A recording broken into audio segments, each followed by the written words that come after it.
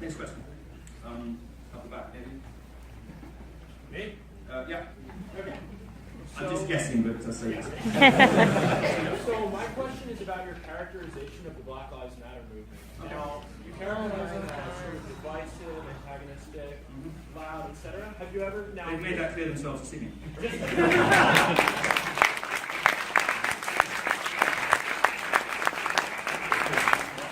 Two questions, so we're on the same page. Have you ever heard of the Harvard implicit biases test? No. Okay, so what they do essentially is you can go on their website and you can take a test which shows what you associate with people of different creeds, colors, genders, etc. And they've been doing this for years, scientifically controlled study, very reliable, and it turns out that nearly everyone thinks black people, just by virtue of being black, are loud, divisive, antagonistic, etc. So to me, what that tells me is that, you know, they're probably not, and we just perceive them that way for whatever reason. So my question is, why are you so confident in your assessment of Black Lives Matter when almost all the scientific evidence shows us that we misinterpret black people? Well, that's not what the study of the society says. It says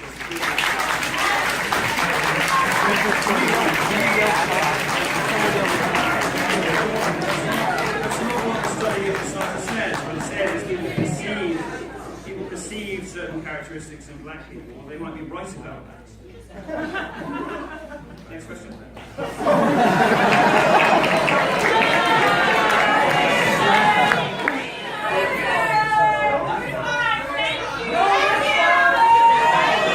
I gave a response when I said. Let him talk! I gave a response when I said unless you believe. Given the segregation in this country, it's not unreasonable to assume that different speech codes have evolved between different racial groups and different cultural milieus give rise to different sorts of interpersonal behaviours. Certainly, we know that black people use Twitter differently, for instance. The way they use it, there are metrics on this. There's plenty of research to show how black Twitter operates differently, linguistically speaking. They use hashtags differently. There's no reason to suppose that the results that are shown by this study aren't in fact the case. You know, people perceive black people as being louder because black people are louder. That's possible. It's not racist to say. It might just be a difference. Exactly. Facts don't care about your feelings. Yeah. There you go. I just say that. If you want the fuller answer, John. Who are the loud ones tonight, though? Another question, please. Yeah. So, earlier in the talk, two-part question, but they're related. Earlier in the talk, you mentioned something about statistics and rape and how they're not different in colleges. And I'm interested in that because I've been made to believe that I am a rapist when I have never raped anybody. And it's a stigma that I would like to dispel with statistics. In addition to somebody who wishes to want to look at facts, like you've looked at facts, how do we start if college isn't a safe place to look at these types of ideas? Well, distressingly, colleges are not a safe place to examine these ideas because you will get shouted down and you'll get called a bigot and misogynist and sexist for examining these numbers. Now, we're expected to believe by the left that American university campuses run by liberals are hotbeds of rape and racism. We're expected to believe that the levels of sexual assault on these campuses are, as I said earlier, comparable to the Congo, where rape is used as a weapon of war. This stuff doesn't stand up to basic scrutiny. It's the result of advocacy research and credulous journalism. I think the smartest thing you can do is rely on the gold standard of statistics, which is the Department of Justice, which say, by the way, it's not great reading, let's be honest with one another. What the Department of Justice says is that it's not 1, 2, 3, 4, or 5 women who are sexually assaulted on campus, it's probably more like 20 or 30. That's something to be proud about, by the way. But certainly we can't fix the problem unless we understand the scope of it. And we can't understand the scope of it if we keep lying about it. And progressive activists have been lying about it for decades. They've shown no interest in correcting the facts when it's clear that they're lying about it. My advice to you, I'm sorry to say, and I'll echo something that Ben Shapiro said at his Missouri speech. My advice to you, I'm sorry to say, at universities, keep your head down and get your education. Because you are in a hostile environment that is not conducive to the open, free exchange of ideas. That is not what American universities look like anymore. I would encourage you to do the best you can, keep your head down, get a good qualification, get out into the world of work, and change the world another way.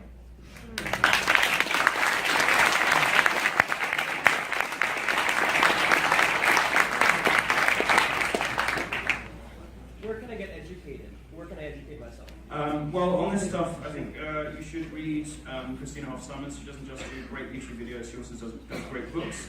Come to our talk in Minnesota. There are other people as well. I forget her name, but she wrote Men on Strike. I think she's a doctor. Ellen Smith. Huh? Ellen Smith, I believe. Yeah, maybe. She's married to Insta pundit Glenn Reynolds from Texas. She wrote a great book, Men on Strike. The statistics are out there, it's just that progressives in the media don't want to run them.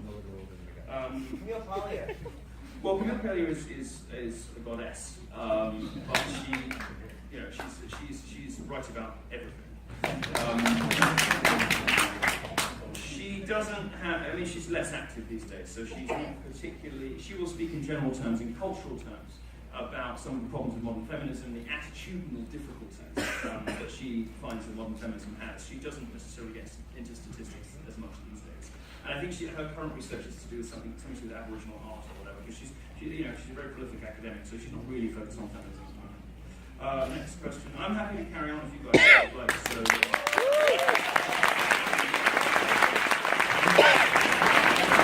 carry on until we get some understanding. Next question. Babe, can you record for a little bit? My hand's feeling. Yeah. Milo, you're awesome, first and foremost. All of the narrative about you being a hate monger and full of hate, why is that the narrative that the people who dislike you and your ideas take? Well, it's very straightforward. Yeah. Thanks for the question.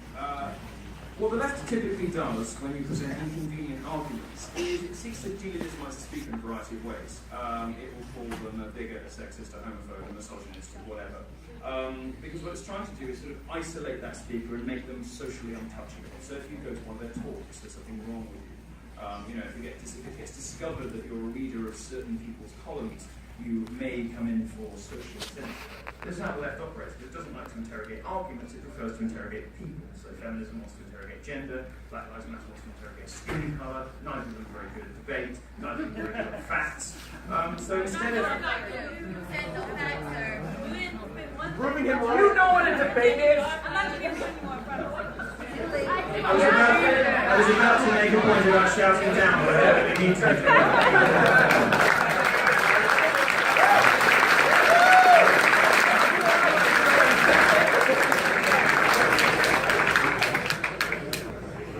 With these movements, you start out trying to be nice, and by the end of the event, you kind of come to the same thing everyone else knows, which is just the rude, antagonistic people. They don't really want to know anything, they just want to yell and fuss and get attention.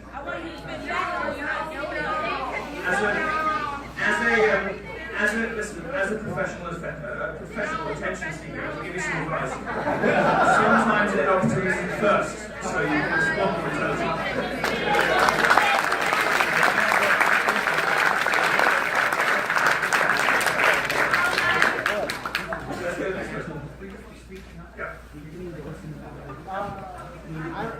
I'm a senior in high school. Shut up! Let him talk! Shut up! Let him talk!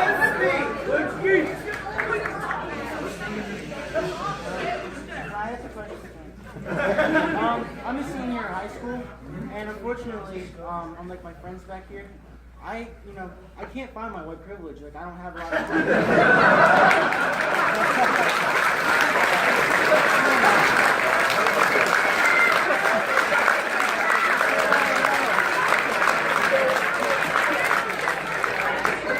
Everyone knows her. It seems to have gone AWOL for an entire generation. And I've been looking for ways to aid me into getting into college and getting financial aid. And unfortunately, I don't have the privilege of affirmative action.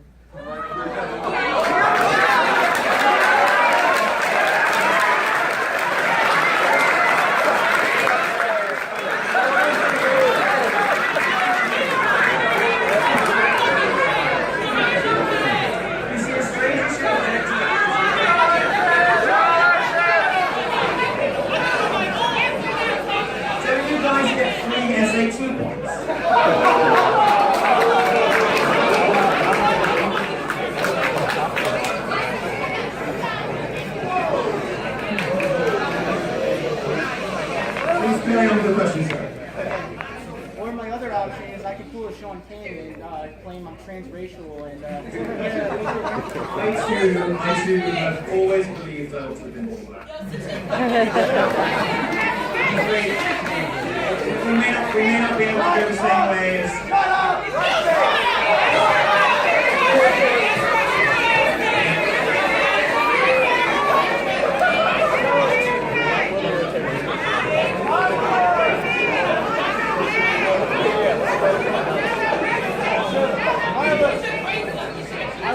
Carry on with the question, we'll get through. Let him speak. Let him speak. George Soros. Soros. You know what?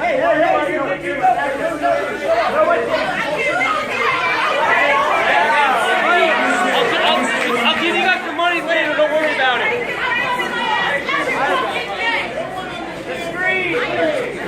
Most speakers, I'll just say this, most speakers would have had you removed by now. I'm very happy for you to stay. Lots of your life. If you don't want to be here and you don't want to listen, leave. If you want to be here, leave.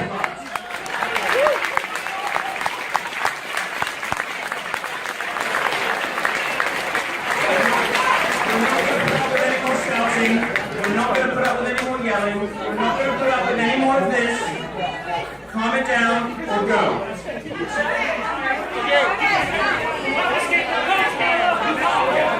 Let's go.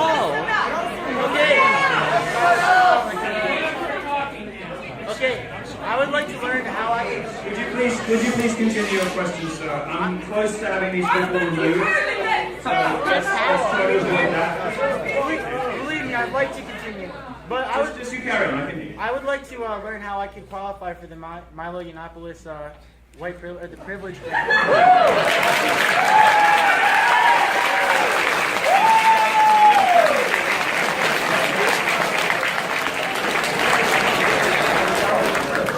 I think you have.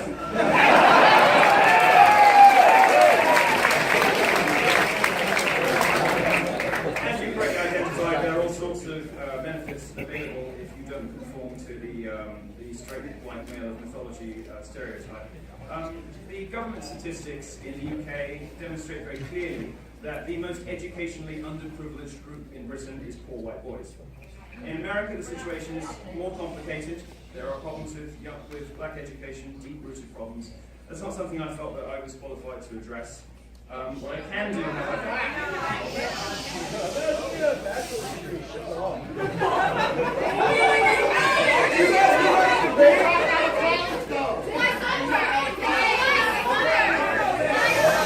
George Soros.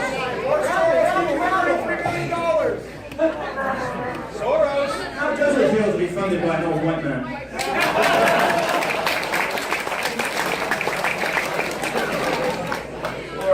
What I felt I could help with was a group that here too is suffering. And I don't think we need to get into league tables of oppression like the left does, because it doesn't take us anywhere helpful. It's just all we end up doing is yelling at each other and we don't get anywhere. So what I identified was a group of people that were suffering, that were hurting, that were educationally underprivileged, that I felt like I had some affinity to. Other people are perfectly willing to open their own foundations if they wish to. The best thing you can do in this hall, if you don't agree with my privilege grant, is do well in life and open your own.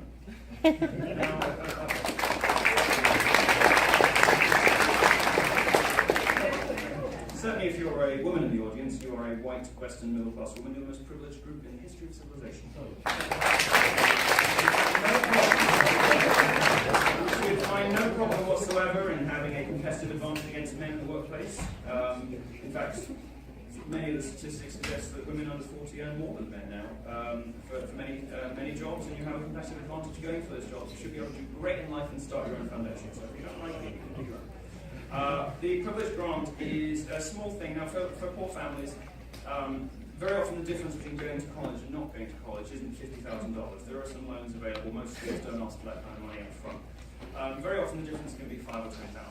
And people will try to assemble that from various scholarships, loans.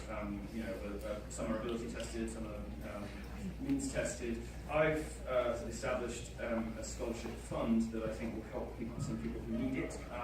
We have some wealthy donors who lead the same way.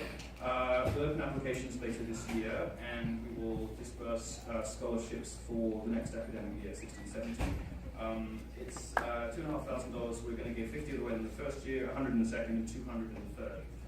So if you have, if you are looking to apply to college in the next 3 years, then you will be eligible. So look out for details, and we'll be happy to give you our money.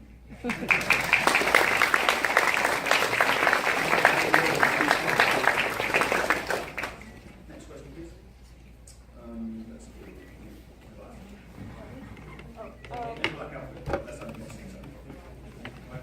Okay. Yeah. Yes, Okay. sorry. First, your hairline looks fantastic tonight. You're welcome. As a white middle class My woman, I scalp had is this like comment. Vietnam.